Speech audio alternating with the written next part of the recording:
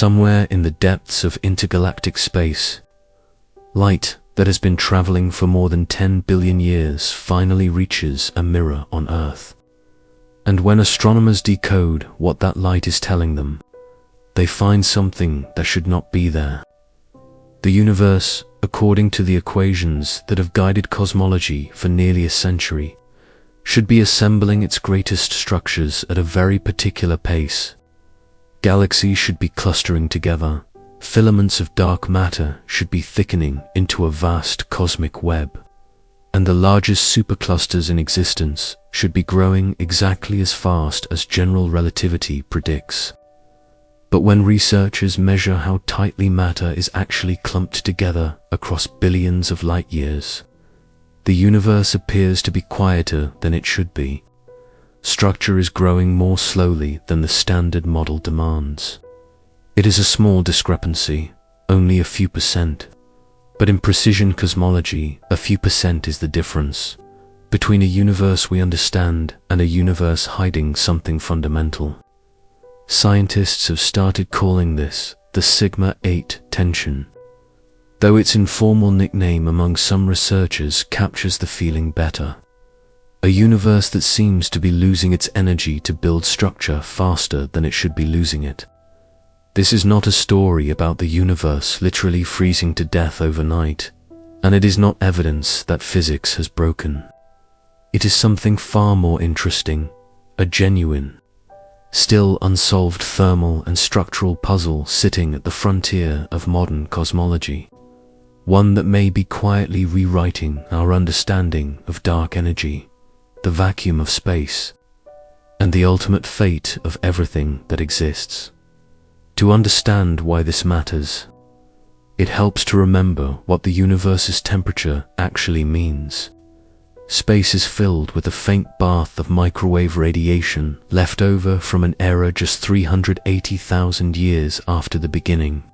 when the cosmos first became transparent to light. This afterglow, called the cosmic microwave background, currently sits at a temperature of about 2.725 Kelvin, only a few degrees above absolute zero. That number is not arbitrary.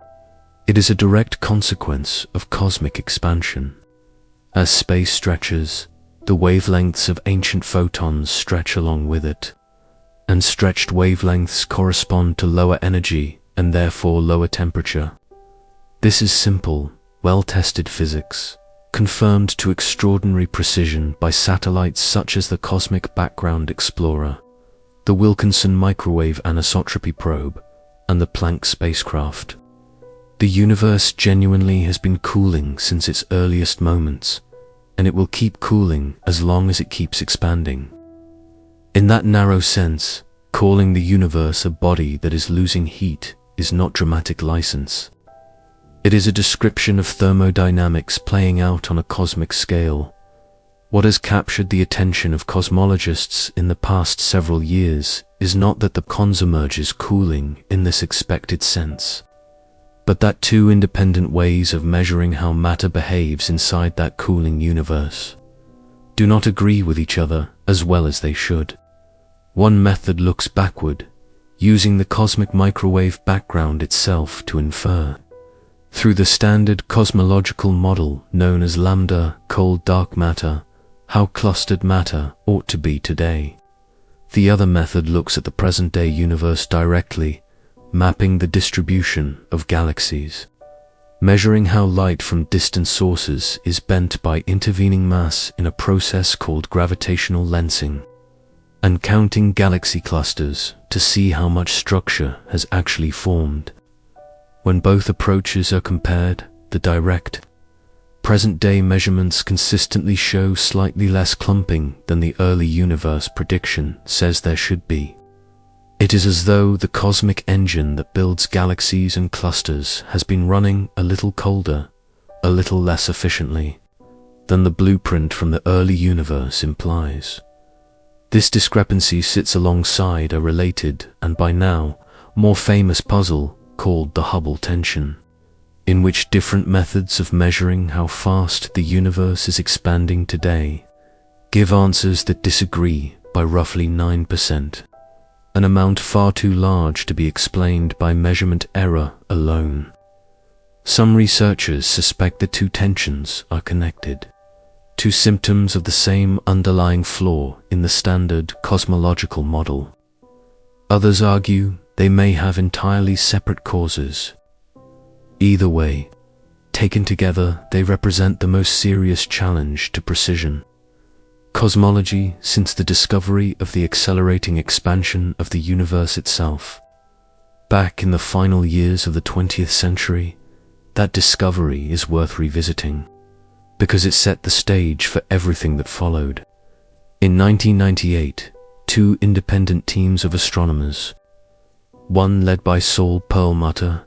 and the other by Brian Schmidt and Adam Rees, were using a special class of stellar explosion called a Type I, a supernova, as a kind of cosmic ruler. These supernovae explode with a remarkably consistent peak brightness,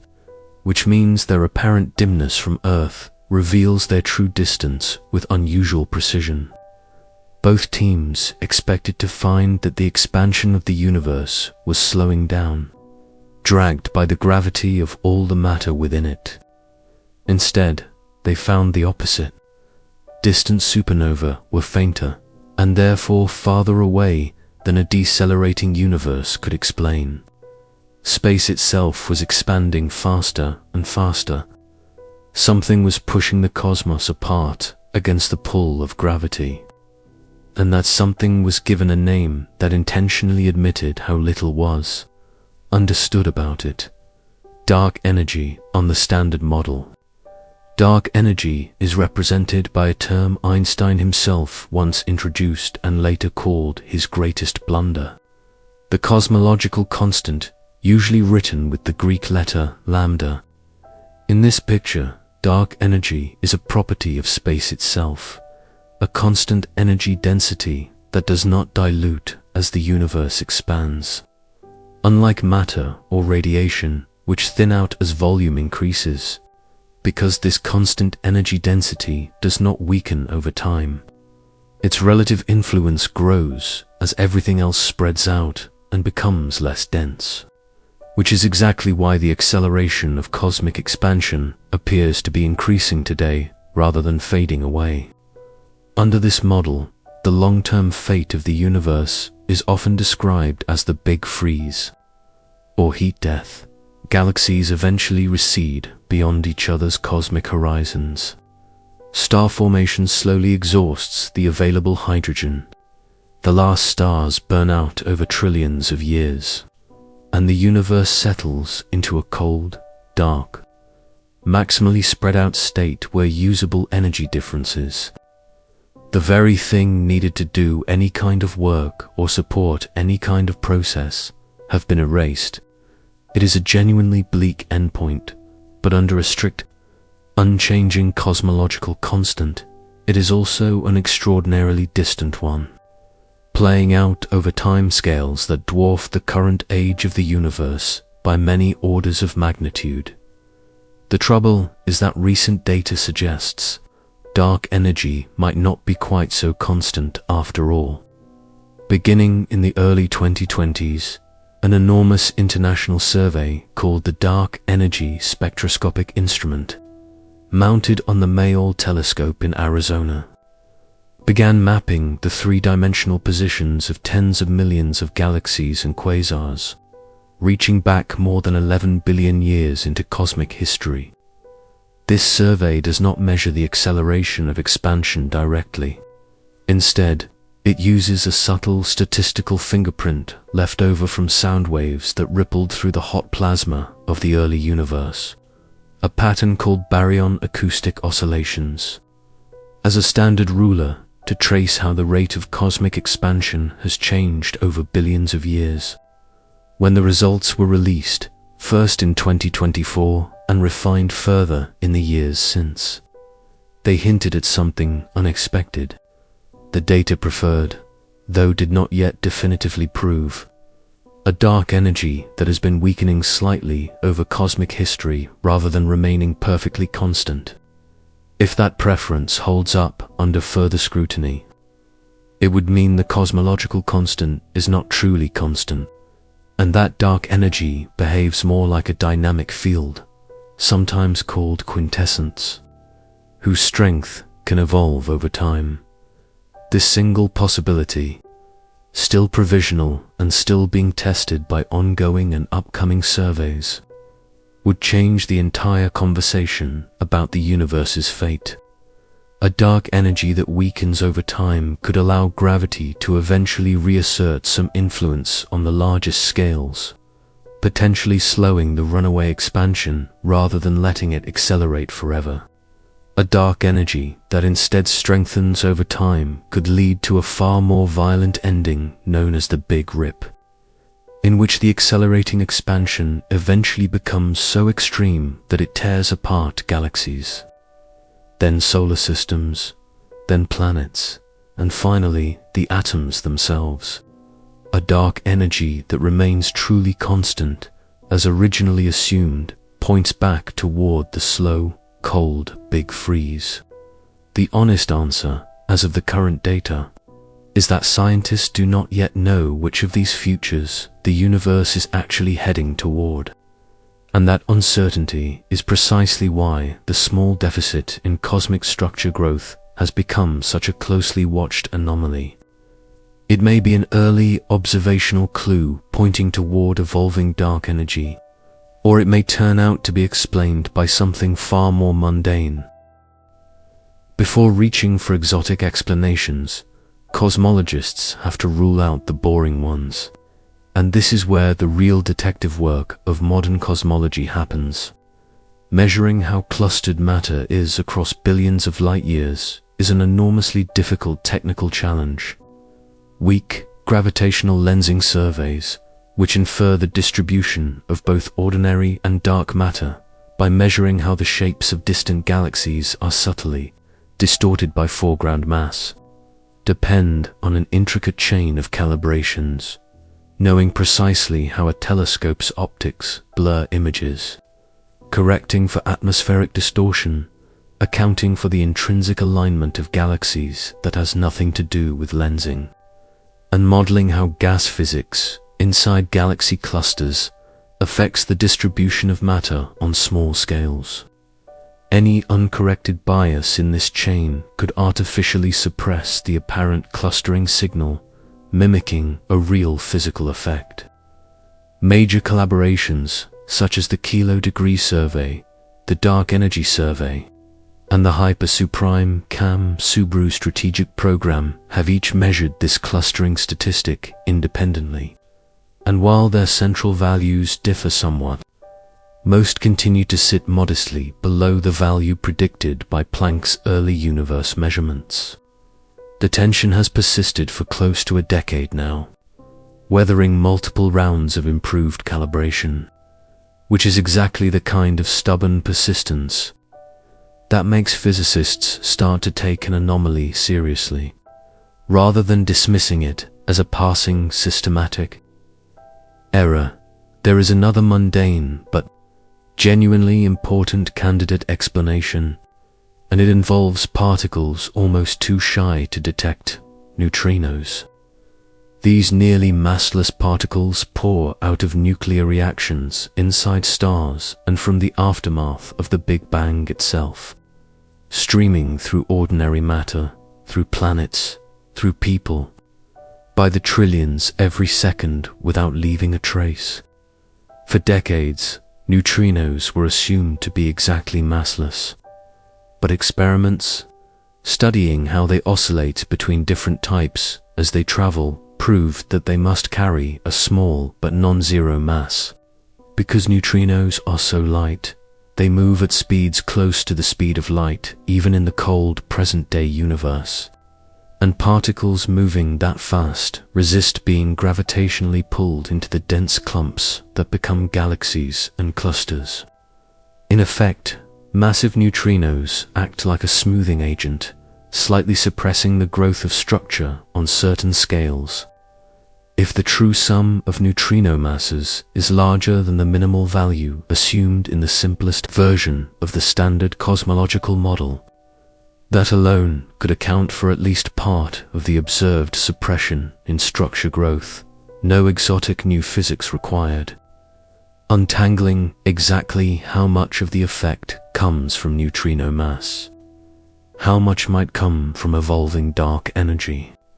and how much might simply be uncorrected measurement bias is one of the most active areas of research in cosmology today. And it is a rare case where three entirely different explanations, one mundane, one moderately exotic, and one deeply strange, are all still on the table simultaneously. The deeply strange candidate involves the vacuum of space itself, and to understand why physicists take it seriously requires stepping into quantum field theory. In quantum mechanics, even a region of space with no particles in it, a true vacuum, is not truly empty. The uncertainty principle guarantees that pairs of virtual particles and antiparticles can briefly flicker into existence and annihilate again, a process that has been experimentally confirmed through phenomena such as the Casimir effect, where two closely spaced uncharged metal plates are measurably pushed together by the difference in vacuum fluctuations inside and outside the gap.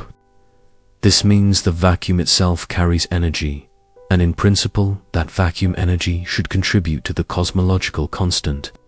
the same term that drives the accelerating expansion of the universe. Here is where one of the most notorious problems in all of physics appears. When physicists calculate the expected vacuum energy density using quantum field theory and compare it to the actual observed value of dark energy, the two numbers disagree by a staggering margin, often quoted as somewhere between 60 and 120 orders of magnitude, depending on the details of the calculation. This is widely regarded as the single worst prediction in the history of physics, and it remains completely unresolved. Nobody currently knows why the vacuum energy that should, by naive calculation, tear the universe apart in an instant is instead so extraordinarily, precisely suppressed down to the tiny value that allows galaxies, stars, and life to exist at all. Some theoretical proposals attempt to resolve this by invoking extra spatial dimensions beyond the three we experience, frameworks inspired by string theory in which our observable universe may be a four-dimensional slice, called a brane, embedded within a higher dimensional bulk.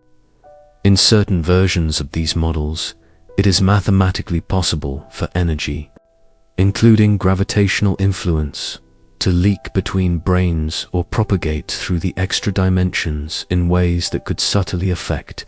how structure forms and how vacuum energy behaves on cosmic scales. It is important to be precise about what this actually is: a mathematically self-consistent but entirely unconfirmed theoretical framework, not an observed phenomenon. No experiment has detected extra dimensions. No observation has confirmed energy leaking anywhere, and most working cosmologists treat these ideas as intriguing but highly speculative, worth exploring on paper but not yet supported by evidence. They are mentioned here not because they explain the structure, growth, tension, but because they illustrate just how unresolved the deeper question of vacuum energy remains, and how many physicists suspect that solving it will require ideas beyond our current theories of gravity and quantum mechanics entirely. Meanwhile, dark matter plays its own quiet but essential role in this story, and it is worth being precise about what dark matter actually does, since popular explanations sometimes blur the picture. Dark matter is not a form of heat, and it does not conduct thermal energy the way a metal conducts heat in your hand. What it does is gravitate, making up roughly 85% of all matter in the universe. Dark matter neither emits nor absorbs light, which is how it earned its name, but its gravitational pull is what allows ordinary matter, gas and dust and eventually stars to collect into the dense structures we see today. Without dark matter's gravitational scaffolding, the ordinary matter left over from the Big Bang would have been too smoothly spread out and too slowed by radiation pressure in the early universe to clump together quickly enough to form the galaxies and clusters observed today within the actual age of the cosmos. In simulations that strip dark matter out entirely, structure formation is dramatically delayed and looks nothing like the universe we actually observe. So when researchers talk about the observed universe having somewhat less structure than predicted, they are not suggesting dark matter has stopped doing its job. They are asking a more precise question. Is the amount of dark matter, or the way it clusters, or the presence of massive neutrinos moving through it, or the strength of dark energy fighting against its pull, slightly different from what the simplest version of the Standard Model assumes? The James Webb Space Telescope has added its own layer to this puzzle, though not through direct measurements of the tension itself. Since beginning science operations in July of 2022, Webb has repeatedly found galaxies in the very early universe, sometimes less than 500 million years after the Big Bang, that appear more massive and more evolved than standard models of galaxy formation predicted should be possible in such a short span of cosmic time. These unexpectedly massive early galaxies do not directly measure the structure, growth, tension, but they add to a broader pattern of small, persistent discrepancies between the standard cosmological models, predictions, and what increasingly precise instruments are actually observing. Some researchers view this as a coincidence of several separate systematic effects across different fields of observation. Others view it as a pattern worth taking seriously, evidence accumulating from multiple independent directions that something in the standard models' assumptions about how structure forms and grows may need revision. The successor missions currently coming online or planned for the remainder of this decade, including the European Space Agency's Euclid spacecraft, launched in 2023 specifically to map the geometry of dark energy and dark matter across a huge volume of the observable universe, and NASA's Nancy Grace Roman Space Telescope, expected to begin science operations in the latter half of the 2020s, were designed with exactly this kind of tension in mind. Both missions will measure weak gravitational lensing and galaxy clustering across far larger areas of sky and with far greater statistical power than any previous survey, which should either firmly confirm the structure, growth, tension as a real physical effect demanding new physics, or reveal it to have been a subtle, systematic bias all along. It is worth pausing to appreciate how unusual this moment in cosmology actually is. For most of the history of the field, the challenge was simply gathering enough data to test any model of the universe at all. Today, the challenge is the opposite. The data has become so precise, gathered by so many independent instruments using so many different techniques, that even a few % discrepancy between predictions and observations cannot be ignored or averaged away. That precision is itself a form of triumph. It means humanity's instruments have become sensitive enough to catch the universe, quite possibly in the act of behaving slightly differently than our best equations expect. Whether the resolution turns out to be a more accurate neutrino mass, a subtle instrumental calibration finally tracked down, or genuinely new physics in the form of an evolving dark energy field, the process of chasing this anomaly down is itself the ordinary, unglamorous, essential work of science. There will not be a single dramatic press conference that resolves it. There will instead be years of incremental surveys, cross-checks between independent teams, and gradual tightening of error bars. The same slow accumulation of evidence that eventually confirmed the accelerating expansion of the universe itself, back when it too seemed like an anomaly too strange to be real. If evolving dark energy is eventually confirmed, the implications reach far beyond a footnote in a cosmology textbook. It would mean the force responsible for the ultimate fate of the entire universe is not a fixed constant baked into the fabric of space, but a dynamic field capable of changing its behavior over billions of years, in ways current theory cannot yet fully predict. It would open the door to entirely new categories of physical models, potentially connecting the dark energy problem to other unresolved puzzles, including the enormous mismatch between predicted and observed vacuum energy, and possibly even offering new angles on the long-standing tension over precisely how fast the universe is expanding today. Some theorists have speculated, cautiously and without claiming certainty, that a unified framework connecting dynamical dark energy, the true mass of neutrinos, and a more complete theory of quantum gravity might eventually explain several of cosmology's outstanding anomalies at once. The way that a single unexpected planet was once used to explain irregularities in the orbit of Uranus. That comparison is worth sitting with. In the 1840s, astronomers noticed that Uranus was not following its predicted orbit precisely, a discrepancy that could have been dismissed as an error in Newton's equations. Instead, mathematicians Urbain Le Verrier and John Couch Adams independently calculated where an unseen planet would need to be to account for the deviation.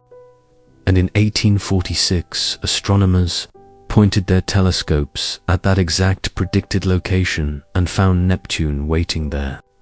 The lesson from that episode has echoed through physics ever since. A stubborn, well-measured discrepancy between theory and observation is not usually a sign that something is broken. It is usually a sign that something real and previously unknown is waiting to be found. Whether today's structure, growth, tension, and its possible connection to evolving dark energy will lead to a discovery on that scale remains genuinely unknown,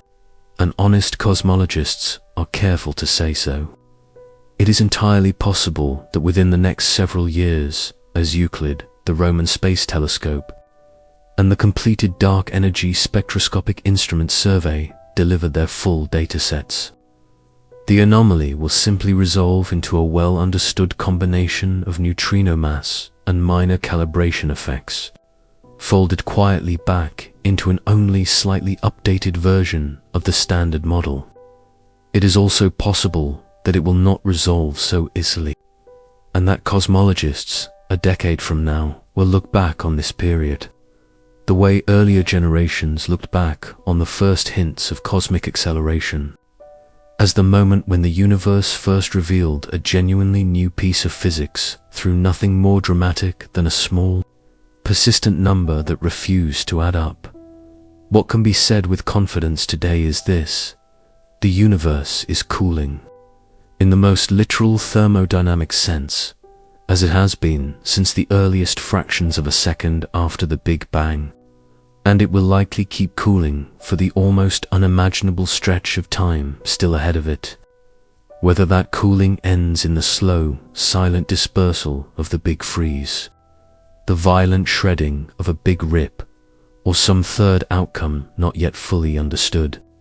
is a question written into the behavior of dark energy, a force discovered less than 3 decades ago and still only partially understood. The small, stubborn gap between how much structure the early universe predicts and how much structure the present-day universe actually shows is one of the most promising threads currently available for pulling that larger mystery into the light. It does not represent a universe defying the laws of physics. It represents physics doing exactly what it is supposed to do, noticing when reality disagrees, even slightly, with theory, and refusing to look away until the disagreement is understood.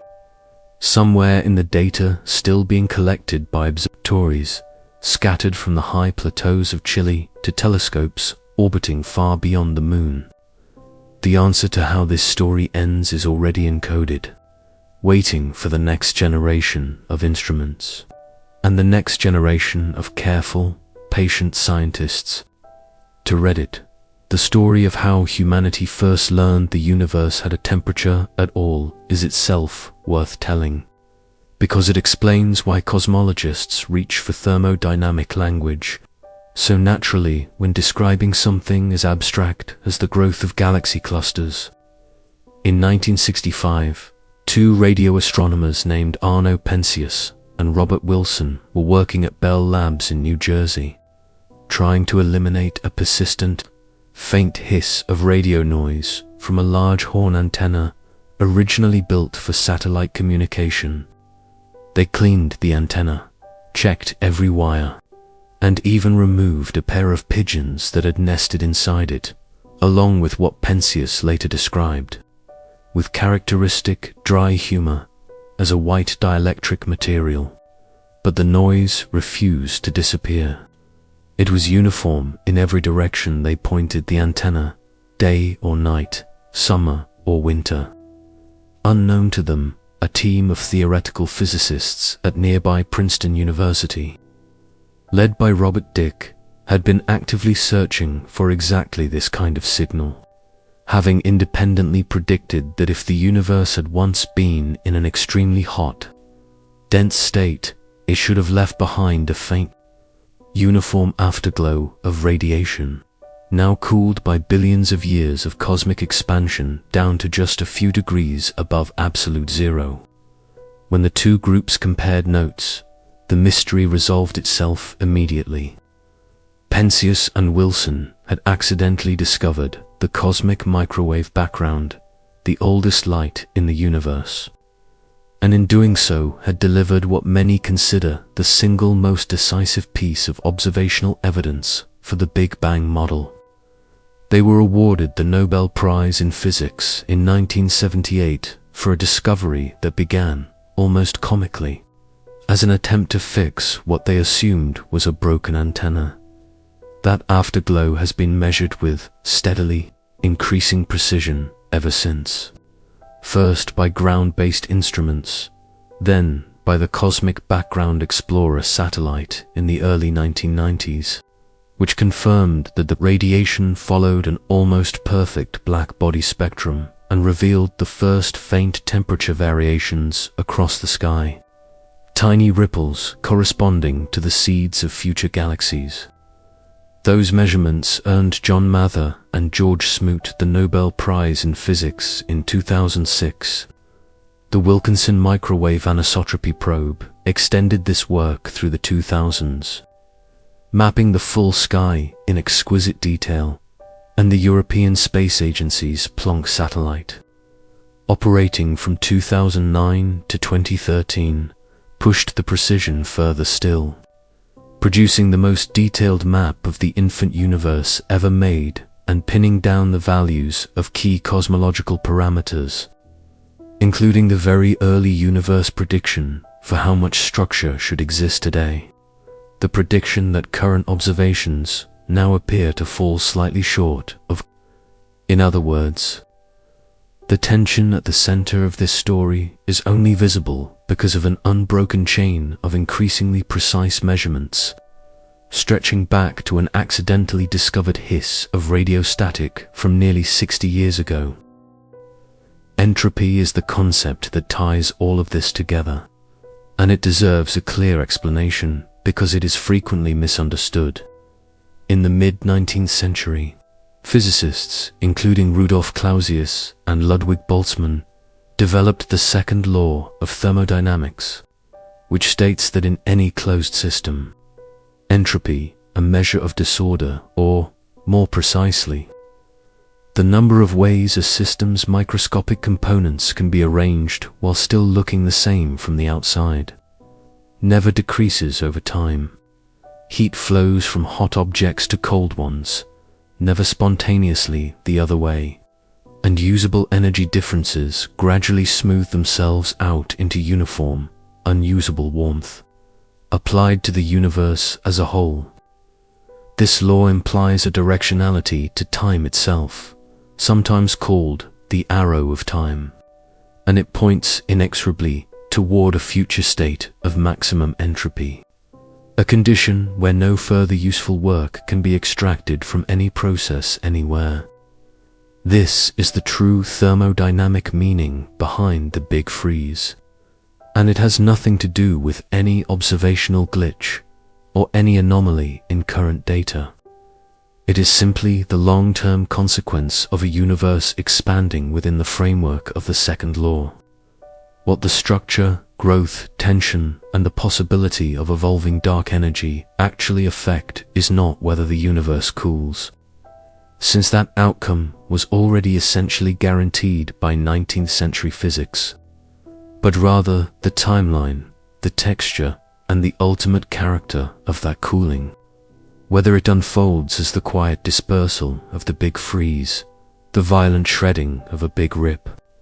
or some intermediate scenario still hidden in data not yet collected, the far future implied by the standard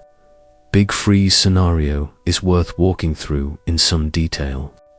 because it illustrates just how differently physics behaves across truly enormous timescales. Star formation, which depends on the availability of cold molecular hydrogen gas within galaxies, is expected to continue for roughly another 1 trillion to 100 trillion years, gradually slowing as that raw material is consumed and not efficiently replenished. After the last stars burn out, the universe enters what some physicists call the degenerate era, dominated by the dim embers of white dwarfs, neutron stars, and black holes, along with brown dwarfs too small to have ever ignited fusion, over spans of time reaching 10 to the power of 40 years or longer. Even protons, the ordinary building blocks of atomic nuclei, may decay. According to certain grand unified theories that extend beyond the standard model of particle physics, though this proton decay has never been directly observed and remains a theoretical prediction rather than a confirmed phenomenon. Black holes, meanwhile, slowly evaporate through a quantum process predicted by Stephen Hawking in 1974, in which particle pairs spontaneously, created near a black hole's event horizon, can result in the black hole gradually losing mass and energy as thermal radiation, now called Hawking radiation. For a black hole with the mass of our Sun, this evaporation process would take on the order of 10 to the power of 67 years, and for the largest supermassive black holes at the centers of galaxies, it stretches to roughly 10 to the power of 100 years. Once even the largest black holes have evaporated, the universe would be left as an extraordinarily diffuse, extraordinarily cold sea of photons and elementary particles, spread across a volume expanding without limit,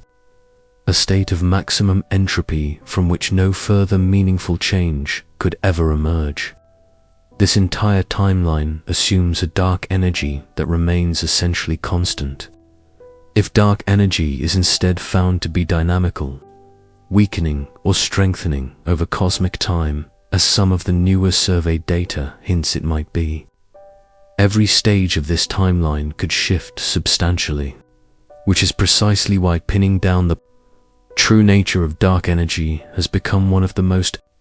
consequential open questions in all of physical science. It is also worth directly addressing why some popular science coverage frames this topic using much more alarming language than the underlying research actually supports. Since separating genuine scientific uncertainty from manufactured urgency is part of being a responsible viewer of any science content, peer-reviewed papers describing the sigma-8 tension or the possible evolution of dark energy use, careful, hedged language describing results as preferring a particular model at a certain statistical confidence level, typically expressed in units called sigma, where a result needs to reach a threshold of 5 sigma, corresponding to roughly a 1 in 3.5 million chance of being a statistical fluke, before it is considered a confirmed discovery in physics. Most current hints around evolving dark energy sit in the range of 2 to 4 sigma, meaningful enough to take seriously and to justify dedicating enormous space telescope missions to investigating further, but well short of the threshold required to declare a new law of physics. Extraordinary claims, as the saying popularized by Carl Sagan goes, require extraordinary evidence, and cosmology as a field has a long, healthy tradition of treating even exciting anomalies with exactly this kind of caution, precisely because so many apparent tensions in the history of the field have eventually been traced back to underestimated sources of measurement error rather than genuine new physics. That caution has been vindicated before. In the 1990s, before the discovery of cosmic acceleration, some cosmological models struggled with a different kind of internal inconsistency, in which the calculated age of the oldest known stars appeared to exceed the calculated age of the universe itself. An obvious contradiction given that nothing can be older than the universe it exists within. That puzzle, sometimes called the age crisis, was eventually resolved by the same discovery that created the modern dark energy story. Once cosmic acceleration was confirmed and incorporated into the standard model, the calculated age of the universe increased to about 13.8 billion years, comfortably older than even the most ancient stars in globular clusters. The lesson embedded in that resolution is directly relevant here. An unexplained discrepancy in cosmology has, more than once in the history of the field, turned out to be the first observational thread of a discovery that eventually reshaped the standard model itself, rather than a simple error waiting to be corrected away. Nobody can say in advance which category today's structure growth tension will fall into, and any documentary or article claiming certainty in either direction, whether declaring the mystery already solved or declaring it proof that physics is broken, is overstating what the evidence currently supports. There is a particularly elegant way to think about what the coming decade of cosmological surveys is actually trying to accomplish, and it involves treating the universe itself as an enormous, extremely patient physics experiment. Euclid, having launched in July of 2023 from Cape Canaveral, is positioned at a gravitationally stable point in space called the second Lagrange point, roughly 1.5 million kilometers from Earth, where it can maintain an extraordinarily stable view of the sky for years at a time.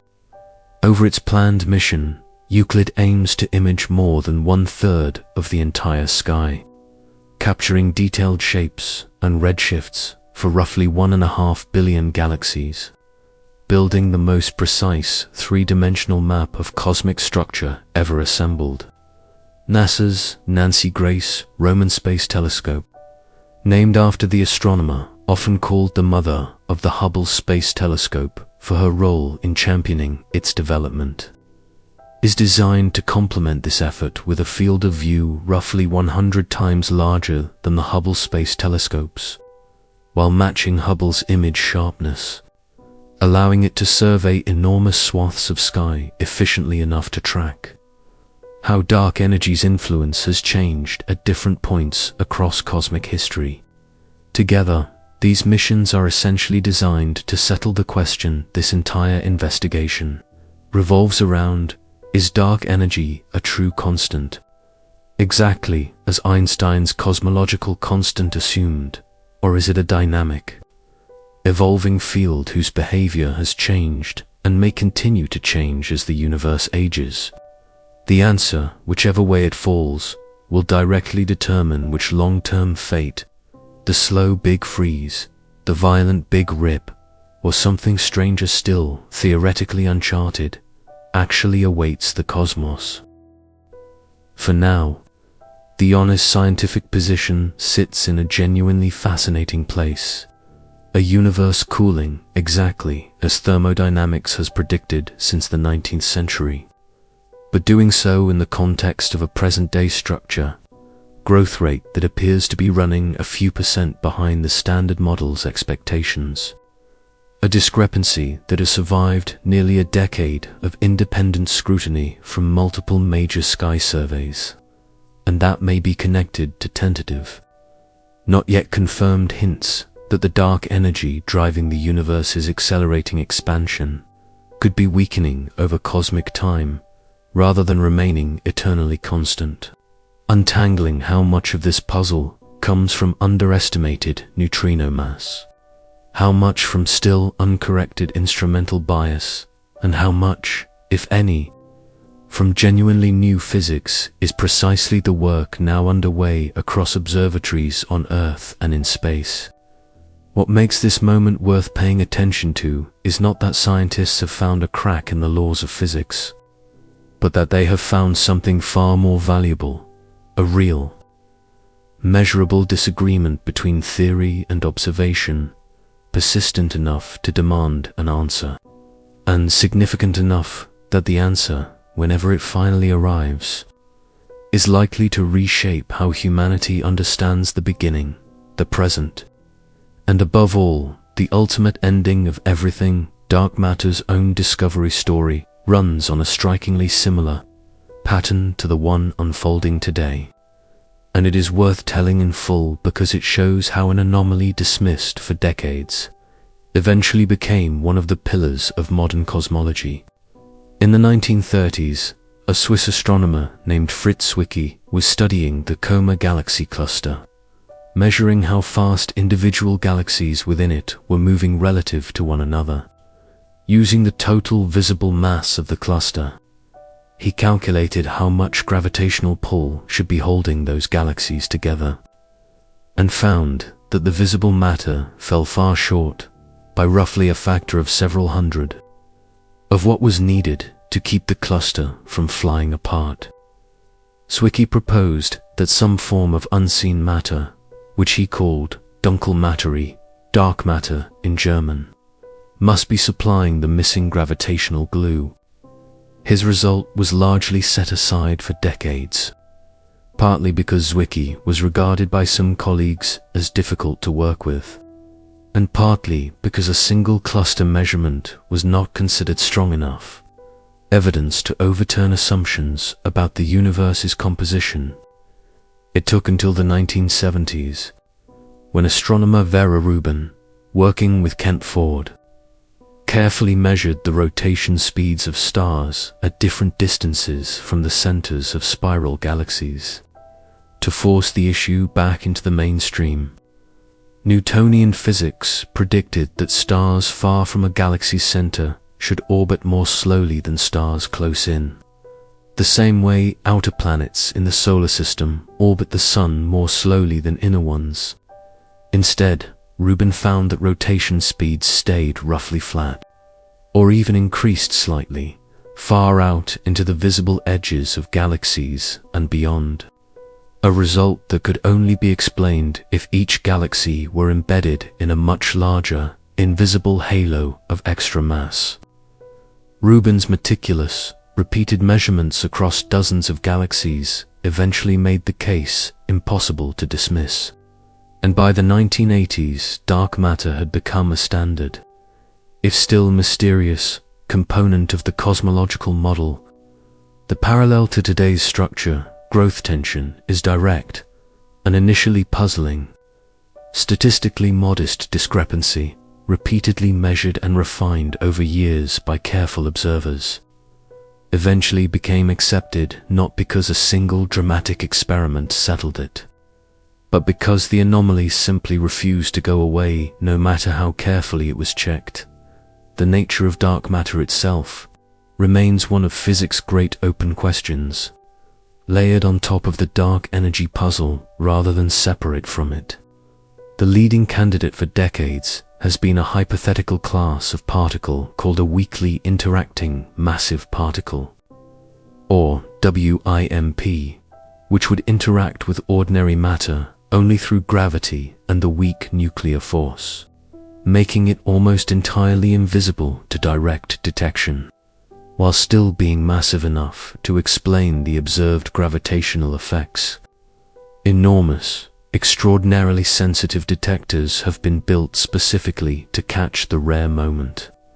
A WIMP might collide with an ordinary atomic nucleus,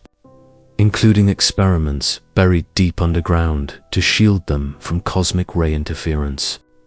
such as the Xenon series of detectors in a laboratory beneath the Gran Sasso mountain in Italy,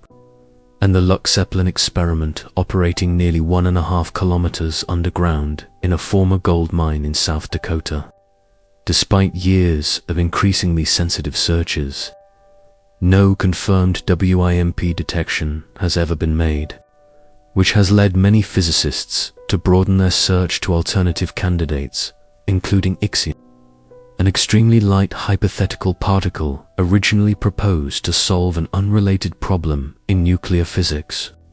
and even the possibility that dark matter is not a particle at all, but a modification to how gravity itself behaves on very large scales. A family of ideas broadly known as modified Newtonian dynamics. Most cosmologists still favor a particle explanation,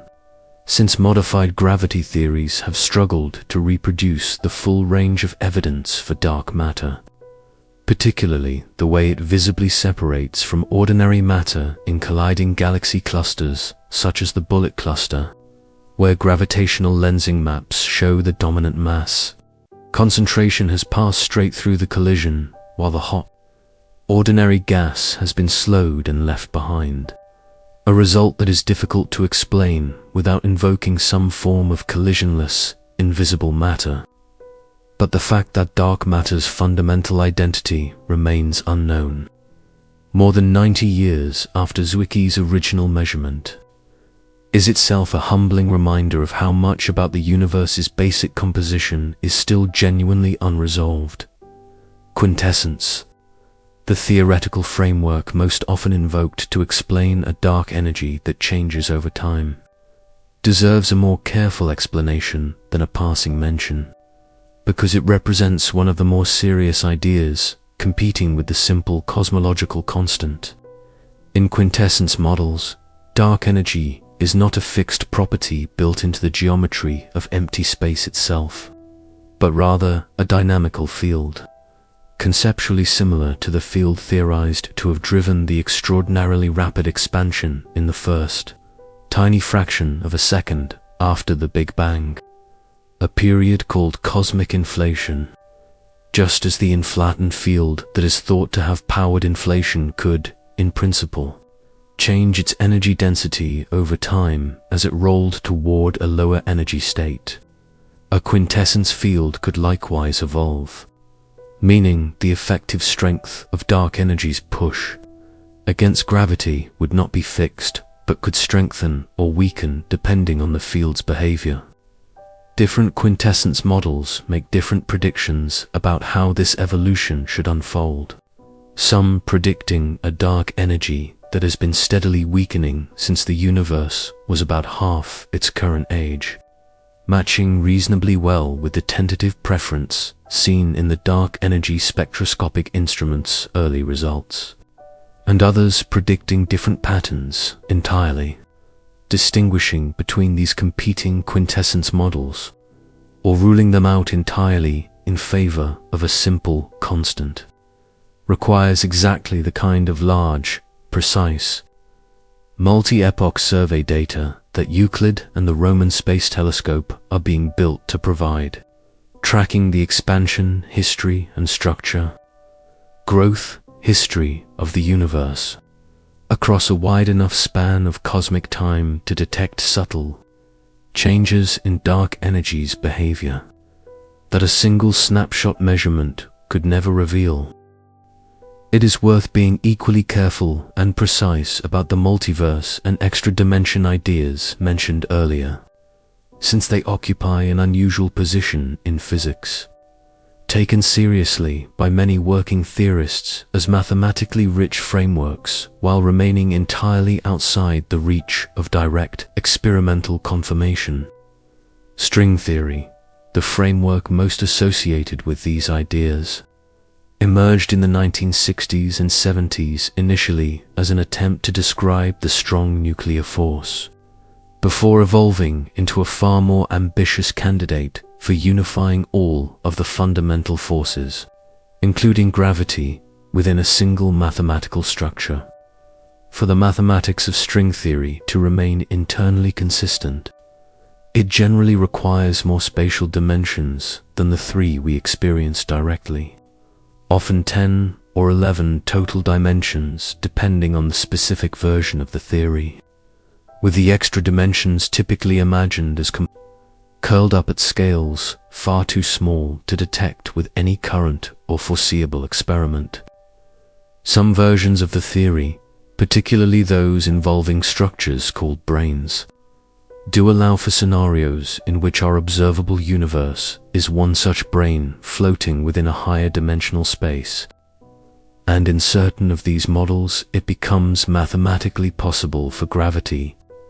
unlike the other fundamental forces, to propagate into the extra dimensions, which some theorists have speculated could have subtle effects on cosmic expansion or structure formation. It is critical to state plainly that none of this has been observed. No experiment, including the Large Hadron Collider at CERN, which has searched specifically for signatures of extra dimensions in high-energy particle collisions, has found any evidence supporting these frameworks. They remain elegant, internally consistent mathematical possibilities, actively studied by theoretical physicists precisely because they might eventually connect to observable phenomena. But they are not, and should not be presented as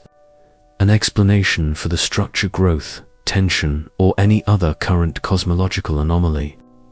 Responsible science communication requires holding 2 things in mind simultaneously. These ideas are legitimate,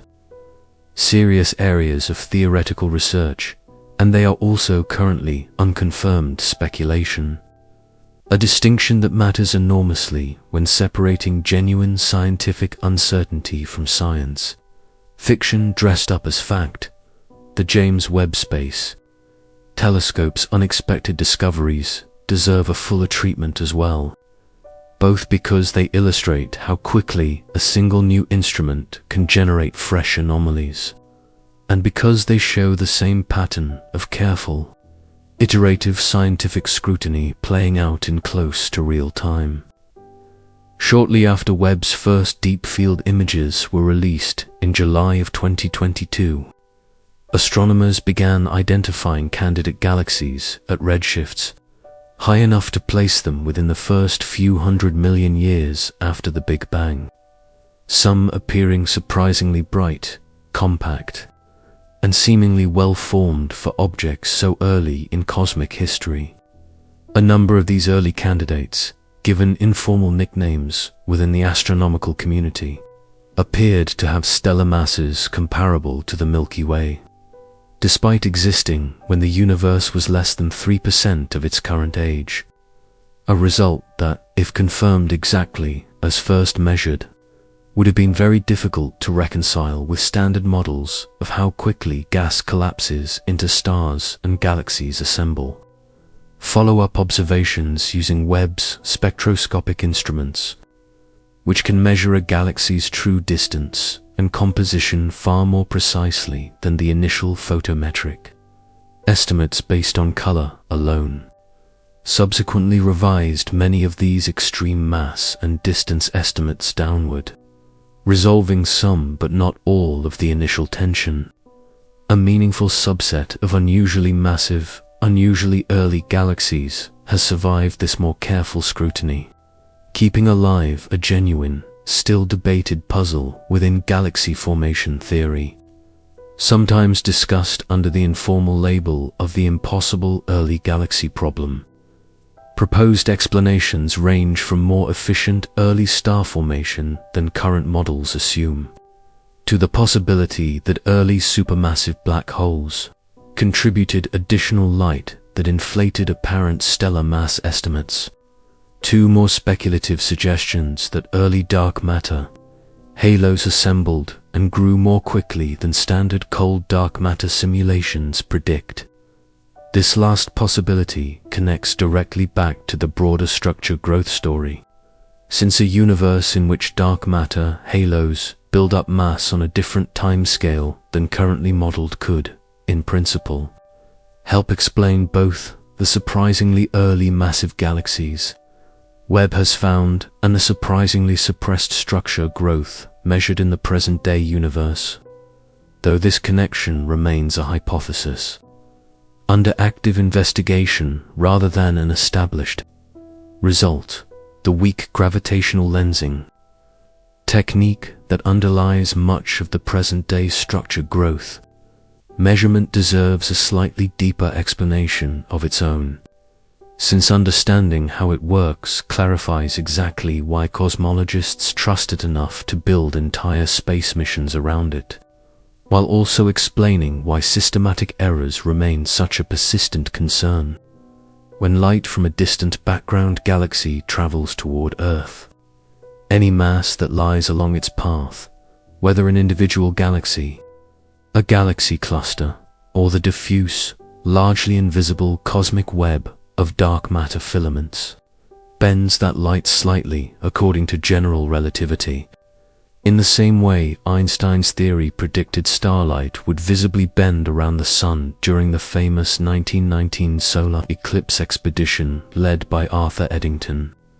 an observation that first brought Einstein worldwide fame. For any single background galaxy, this bending is far too subtle to detect directly, distorting its shape by an amount smaller than the uncertainty in measuring that shape at all. But by statistically averaging the shapes of millions of background galaxies across large patches of sky, astronomers can detect a coherent, systematic distortion pattern, a slight tendency for nearby galaxy images to appear stretched in similar directions, that reveals the distribution of foreground mass, including the dark matter that vastly outweighs the visible matter tracing it. This technique, called cosmic shear when applied across large survey areas, is exquisitely sensitive to exactly the quantity cosmologists want to measure: the total amount and clustering pattern of matter in the present-day universe. But it is also exquisitely sensitive to any imperfection in how a telescope's optics record galaxy shapes in the first place. A telescope mirror with even a microscopic imperfection, atmospheric turbulence blurring ground-based images asymmetrically, or subtle errors in modeling a camera's point spread function, the way a single point of light gets smeared across multiple pixels, can all introduce a spurious, shear signal that mimics or masks the real cosmological one. This is precisely why major lensing surveys spend years calibrating their instruments using known reference stars, cross-checking their results against independent surveys using different telescopes and different analysis pipelines, and why, even after all of that work, a healthy scientific skepticism about unresolved systematic effects remains part of how the structure-growth tension is discussed within the research community itself. Rather than being treated as an already settled discovery, zooming back out to the largest possible scale, it is worth reflecting on what the arrow of time and the ultimate fate of the universe actually mean philosophically, not just physically, since this is part of why the topic captures public imagination so consistently. The philosopher and physicist communities have long debated why time appears to flow in only one direction, from a low-entropy past toward a high-entropy future, when the fundamental equations of physics governing individual particle interactions are, with a few narrow exceptions involving certain rare particle decays, symmetric with respect to time, meaning they work equally well run forward or backward. The prevailing explanation, developed initially by Boltzmann and refined by generations of physicists and cosmologists since, is that the observed arrow of time is not a fundamental law but a statistical consequence of the universe, having begun in an extraordinarily low entropy state at the Big Bang, an initial condition itself still not fully explained by any current theory. Every subsequent moment of cosmic history, including the formation of stars, the assembly of galaxies, the biochemistry of life, and eventually the topic of this very documentary, the slow build-up of matter into cosmic structure across billions of years, can be understood as the universe's gradual, statistically inevitable drift from that special low entropy beginning toward the featureless, high-entropy state awaiting it in the deep future. Understood this way, the fate of the universe is not merely an astronomical curiosity confined to physics journals. It is the largest possible expression of the same thermodynamic principle that governs why a cup of hot coffee cools to room temperature and never spontaneously reheats itself. The same principle underlying every irreversible process in daily experience, scaled up to the size of everything that exists. Bringing all of these threads together, the honest picture that emerges from current cosmology is neither the dramatic crisis suggested by some sensationalized coverage, nor a fully solved, uninteresting footnote. It is something more valuable than either an active, unresolved scientific frontier built from decades of painstaking measurement, from the accidental discovery of the cosmic microwave background in a malfunctioning antenna, through the surprise discovery of accelerating expansion in the late 1990s, through Vera Rubin's patient galaxy rotation measurements decades earlier, through today's enormous international sky surveys, straining to detect a few % discrepancy in how tightly matter clumps together across billions of light years. Every one of these threads connects to the same underlying question: whether the dark energy responsible for the universe's ultimate fate is a true, unchanging constant or a dynamic field capable of evolving over cosmic time. And every one of them is currently being tested by instruments, either already collecting data or scheduled to begin doing so before the end of this decade. The universe is cooling exactly as it has been since its first fractions of a second, and it will almost certainly keep cooling for a length of time that dwarfs its current 13.8 billion year age by many orders of magnitude. Precisely how that story ends, whether in the silent, near infinite dispersal of a big freeze, the violent shredding of a big rip, or some third possibility current theory has not yet fully imagined, remains one of the genuinely open questions in modern science, and the answer, when it eventually arrives, is likely to come not from a single dramatic breakthrough, but from exactly the kind of quiet, cumulative, careful measurement that has driven every major advance in cosmology so far. Returning briefly to Einstein himself helps explain why the cosmological constant carries such a strange history within physics, one that makes its possible, dynamical nature feel almost like a second act in a story that began more than a century ago. When Einstein first applied his newly completed general theory of relativity to the universe as a whole in 1917, he found that his equations, left alone, predicted a universe that could not remain static, one that would either expand or collapse under its own gravity. At the time, the prevailing assumption, shared by Einstein and nearly every other physicist and astronomer, was that the universe was eternal and unchanging on the largest scales, since no observational evidence yet suggested otherwise, to force his equations to produce a static universe. Einstein introduced an additional term, the cosmological constant,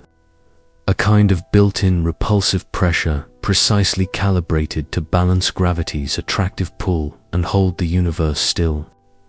Just over a decade later, in 1929, Edwin Hubble, using observations of distant galaxies made from the Mount Wilson Observatory in California, demonstrated that galaxies were, in fact, receding from us, and that more distant galaxies were receding faster. A direct observational signature of a universe that is expanding rather than static. With that discovery, Einstein's original motivation for the cosmological constant evaporated, and he reportedly referred to introducing it as his greatest blunder, removing it from subsequent versions of his cosmological models. For most of the 20th century, the cosmological constant remained a historical curiosity, occasionally revived by theorists exploring its mathematical properties, but with no observational evidence requiring its existence. It was only with the surprise discovery of accelerating expansion in 1998 that the cosmological constant returned from the margins of physics to become the leading explanation for dark energy,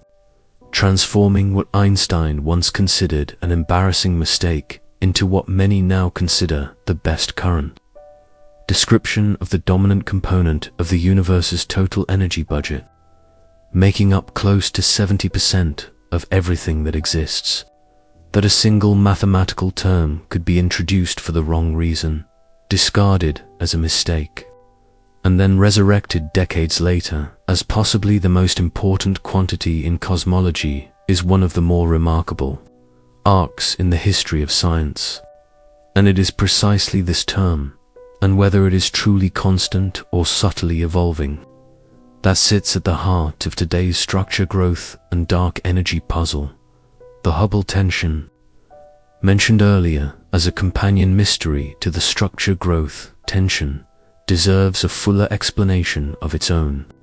both because it has attracted even more attention within the research community and because several proposed solutions to it connect directly back to the same evolving dark energy models discussed already. The tension arises because two fundamentally different measurement strategies produce different values for the Hubble constant, the number that describes how fast the universe is expanding at the present day, usually expressed in units of kilometers per second per megaparsec. One strategy, called the early universe or inverse distance ladder method, starts from the cosmic microwave background and uses the standard cosmological model to extrapolate forward billions of years to predict what the expansion rate should be today, yielding a value of approximately 67 kilometers per second per megaparsec. The other strategy, called the local or direct distance ladder method, builds outward from nearby, well-understood astronomical objects, using pulsating stars called Cepheid variables,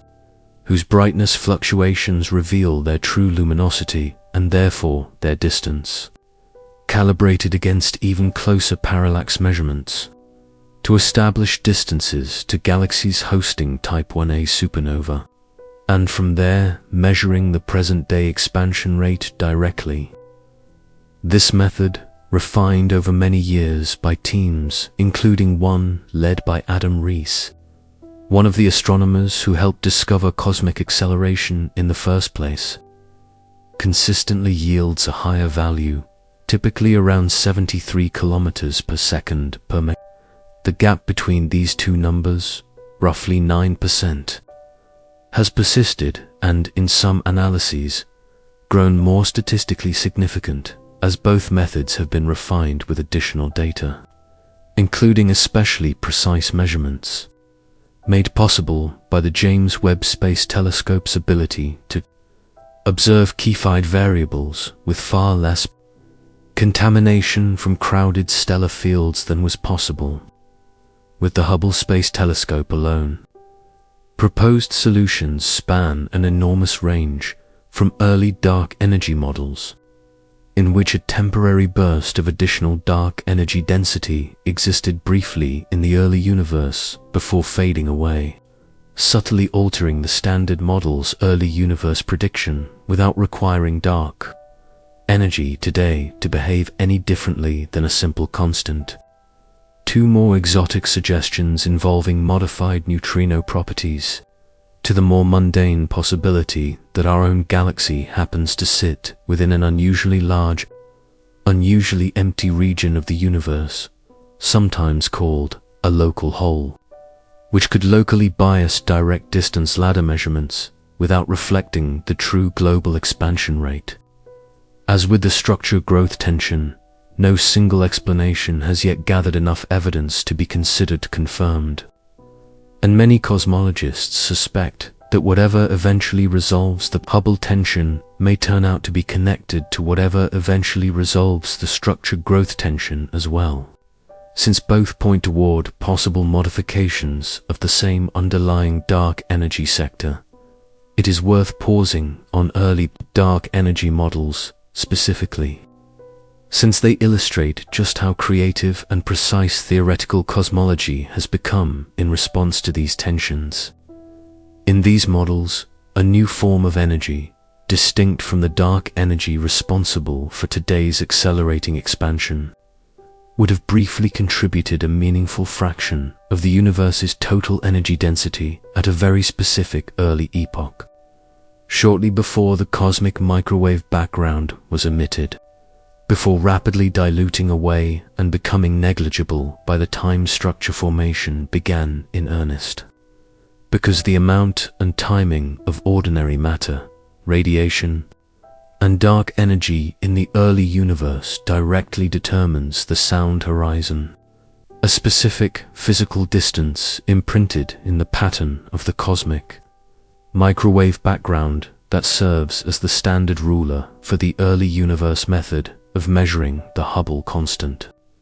Even a brief, precisely timed injection of additional early energy density could shift that standard ruler slightly, nudging the inferred value of the Hubble constant upward and potentially closing some or all of the gap with local measurements. The appeal of these models lies in their mathematical elegance and the way they leave present-day cosmology essentially unchanged while resolving the early universe discrepancy. But they generally struggle to simultaneously explain the structure growth tension without additional fine-tuning, since altering the early universe's energy content in ways that raise the inferred Hubble constant tends to slightly increase, rather than decrease, the predicted amount of present-day structure, worsening rather than helping the second anomaly. This tension between solving one cosmological puzzle while potentially worsening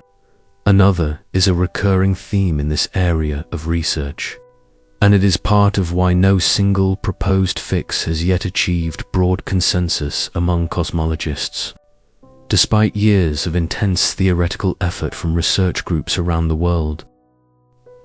Ground-based observatories are playing an equally important role in this investigation alongside space telescopes, and it is worth acknowledging their contribution specifically. The Atacama Cosmology Telescope and the South Pole Telescope, both taking advantage of the extraordinarily dry, stable atmospheric conditions found at high-altitude desert and polar sites, have produced some of the most precise ground-based measurements of the cosmic microwave background's fine-scale structure, cross-checking and complementing the space-based Planck results. A next-generation successor effort, known as CMB Stage 4, currently in planning and early construction stages involving dozens of research institutions across multiple countries, aims to deploy an even larger array of highly sensitive detectors across sites in Chile and Antarctica, designed specifically to measure the cosmic microwave background's polarization pattern with enough precision to detect the faint gravitational lensing imprint left on that ancient light by all of the matter structure that formed between the early universe and today.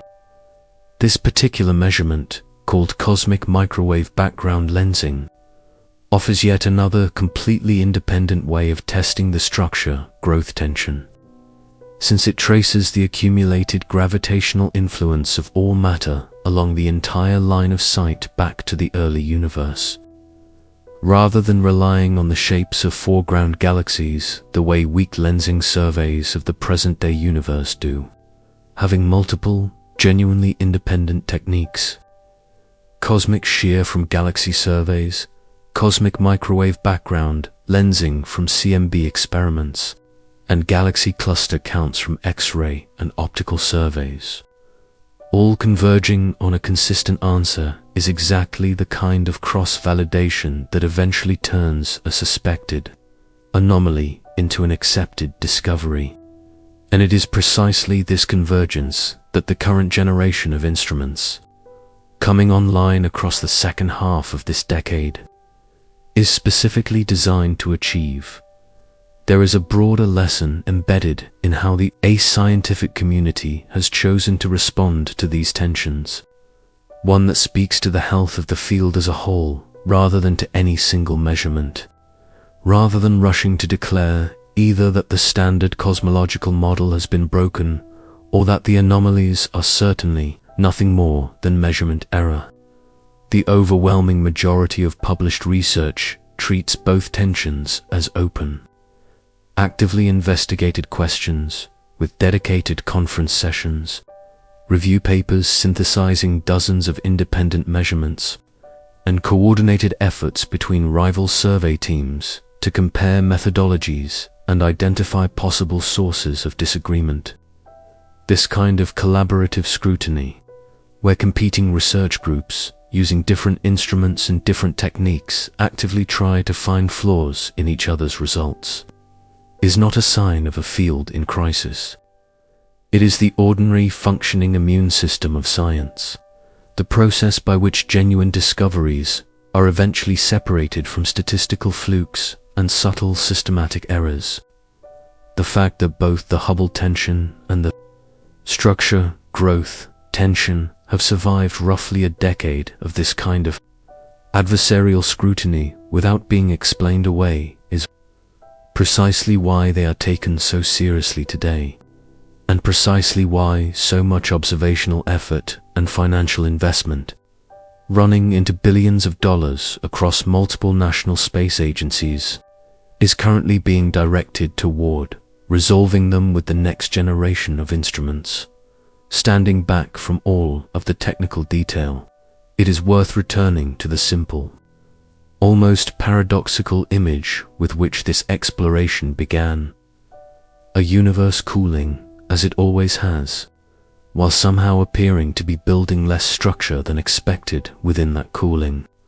The resolution of that apparent paradox does not require abandoning any established law of physics. It requires, instead,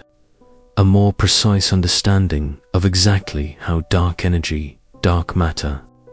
and neutrino mass interact across billions of years of cosmic history, and possibly a revision to the assumption, held since 1998, that dark energy is a fixed, unchanging constant rather than a slowly evolving field. Whatever the ultimate answer turns out to be, the practical, immediate significance of this research extends well beyond satisfying curiosity about the universe's distant future.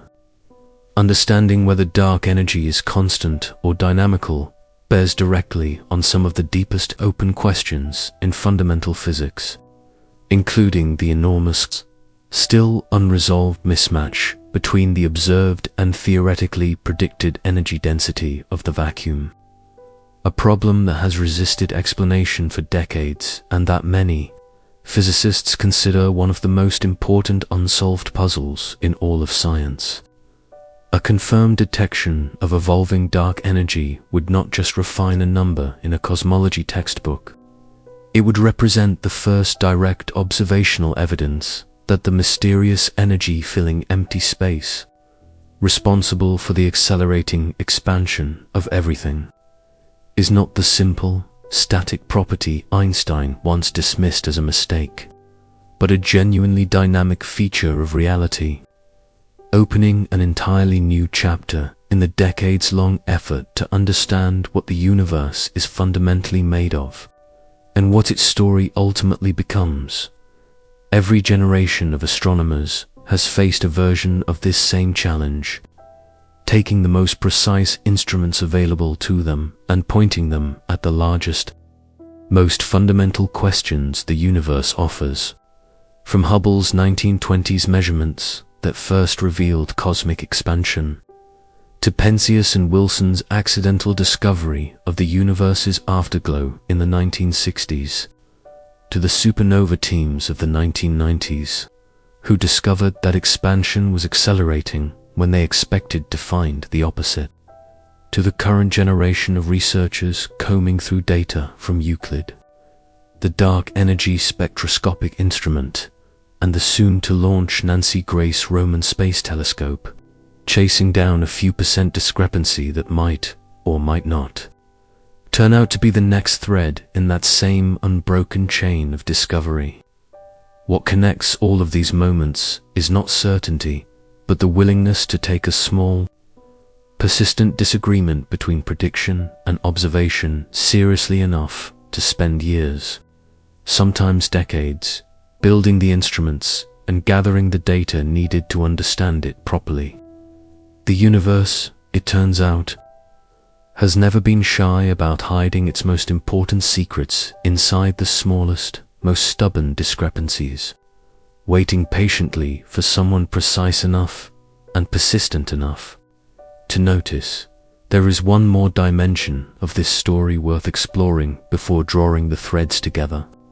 and it concerns galaxy clusters themselves, the largest gravitationally bound structures in the universe and one of the most direct, tangible ways astronomers actually measure the structure, growth, tension in practice.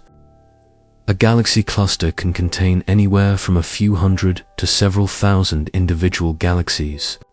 bound together by the combined gravity of those galaxies, an enormous reservoir of superheated gas filling the space between them at temperatures reaching tens of millions of degrees, and, dwarfing both, an invisible halo of dark matter making up the overwhelming majority of the cluster's total mass. Because clusters represent the largest structures to have had enough time to form and gravitationally settle since the Big Bang. Counting how many clusters of a given mass exist at different points in cosmic history provides one of the most direct tests available of how structure has actually grown over time. A test that can be compared very precisely against the predictions of the standard cosmological model. Astronomers identify and measure the masses of these clusters using several independent techniques, including detecting the X-ray glow emitted by their superheated gas using space telescopes such as Chandra and XMM Newton, measuring a subtle distortion in the cosmic microwave background caused by hot cluster gas scattering that ancient light, an effect called the Sunyaev-Zeldovich effect after the two physicists who predicted it in the late 1960s,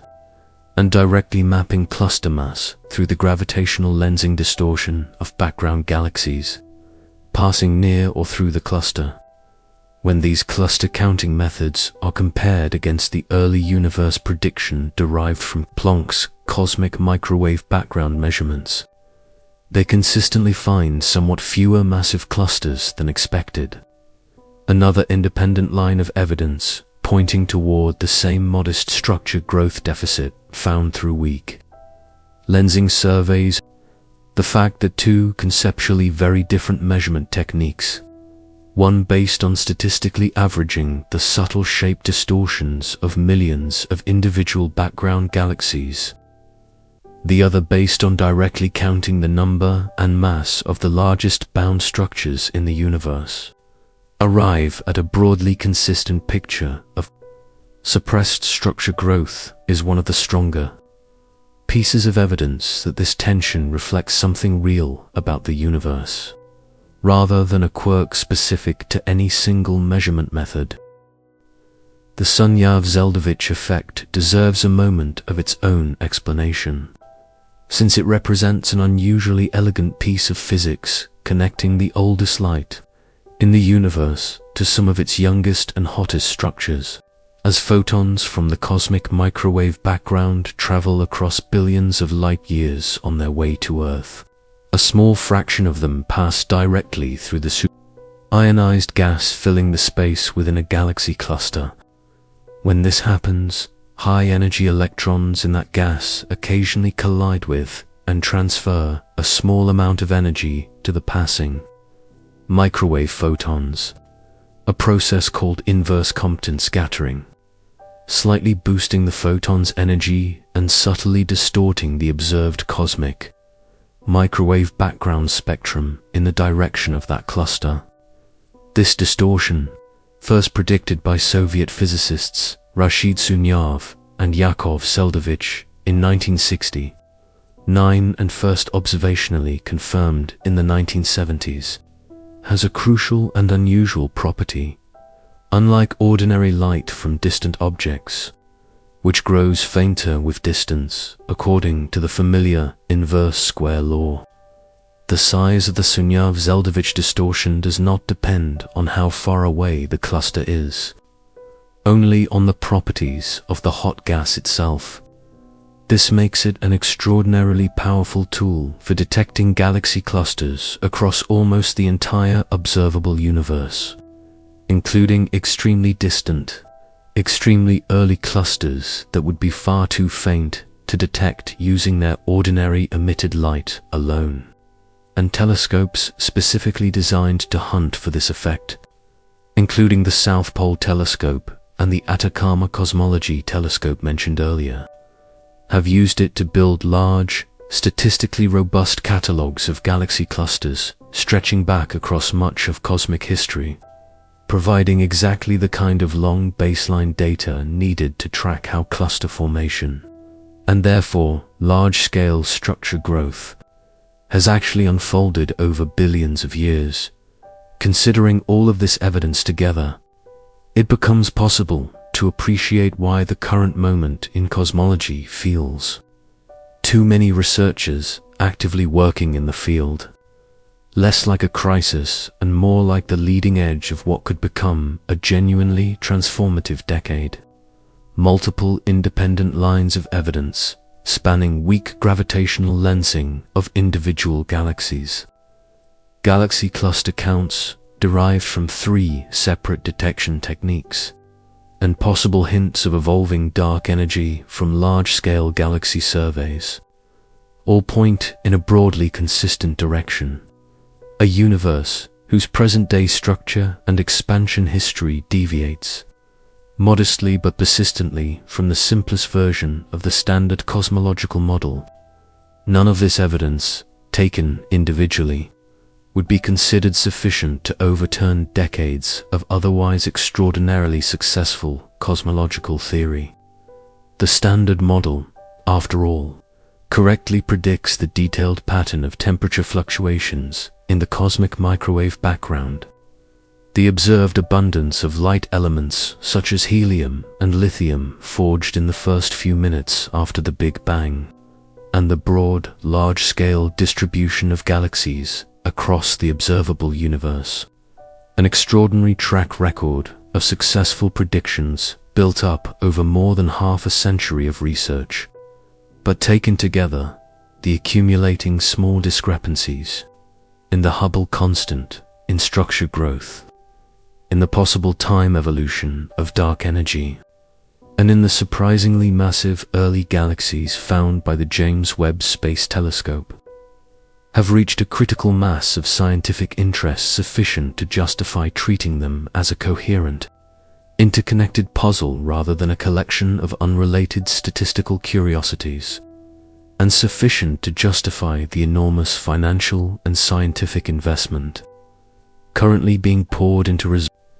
them. It is worth closing this exploration by acknowledging honestly what remains genuinely unknown,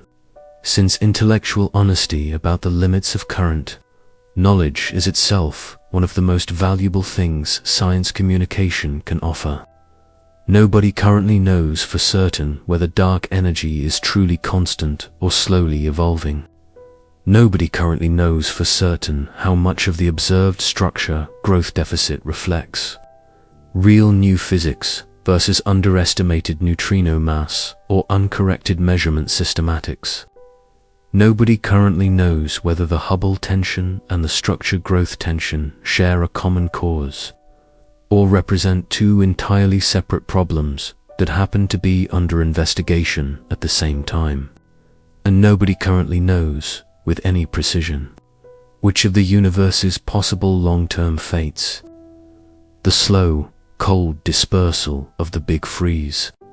the violent shredding of a Big Rip, or some third scenario not yet fully theorized, actually awaits the cosmos across the almost incomprehensibly long stretch of time still ahead of it. What can be said with confidence is that these are among the most actively studied, most carefully measured, and most consequential open questions in modern physical science, under active investigation by thousands of researchers across dozens of countries, using instruments that represent decades of engineering effort and billions of dollars of investment, precisely because the answers, whatever they turn out to be, will shape humanity's understanding of the universe's ultimate story for generations to come. The universe has been patiently cooling since its first fraction of a second, exactly as thermodynamics demands,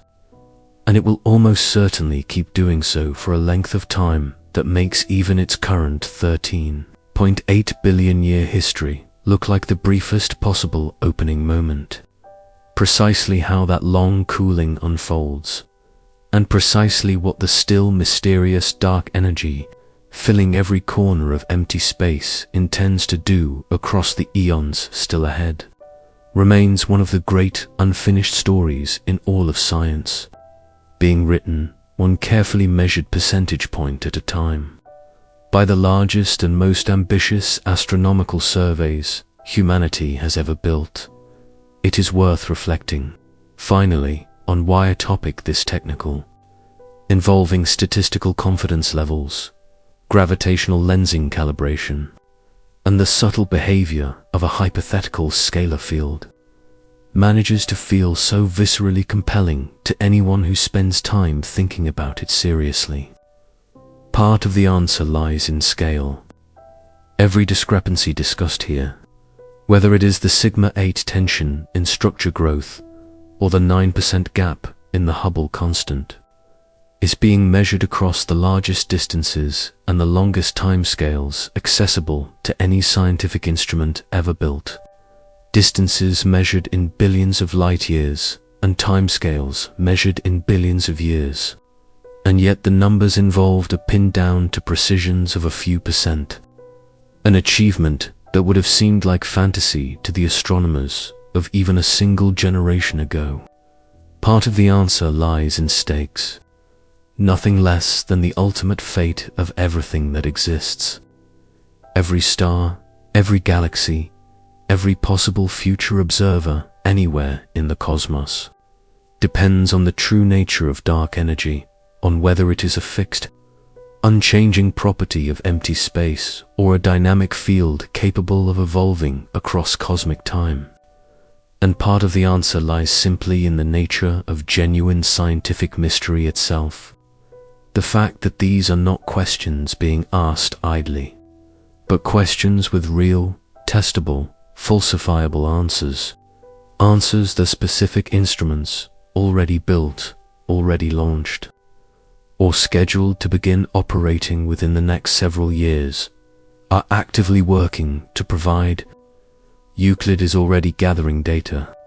The Dark Energy Spectroscopic Instrument continues its survey of tens of millions of galaxies. The Nancy Grace Roman Space Telescope is being prepared for launch. Within this decade,